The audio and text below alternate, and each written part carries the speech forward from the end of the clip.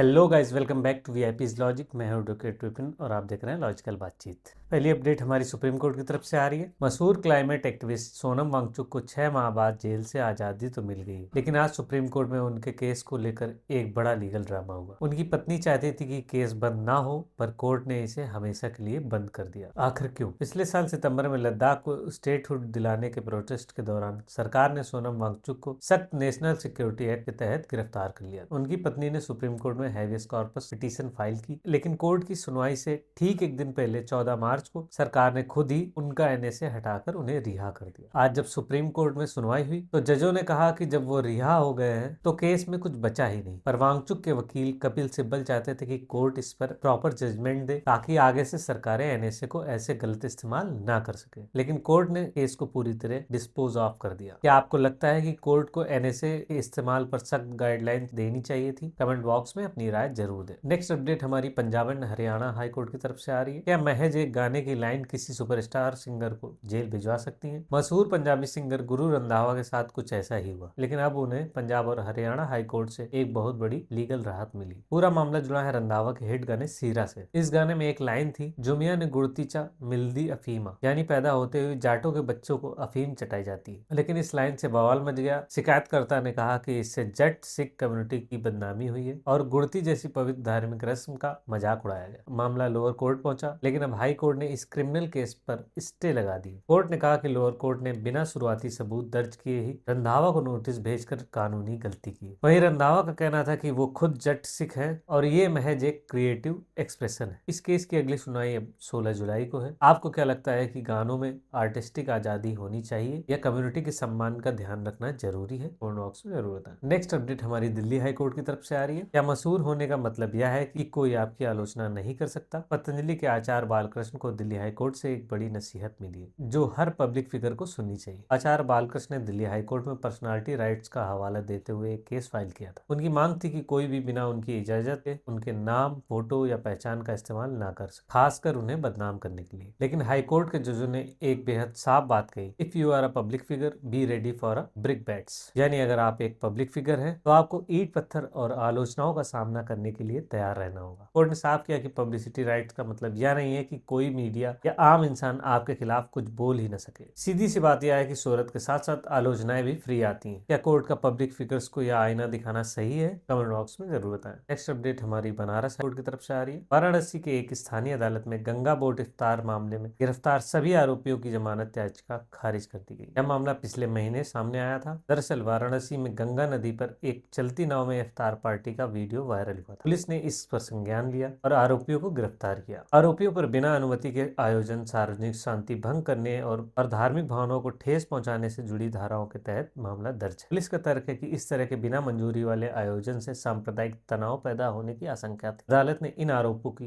गंभीरता को और मामले की संवेदनशीलता को देखते हुए फिलहाल जमानत देने से मना कर दिया है। पुलिस मामले की जांच जारी रखेगी। Follow me for latest law updates.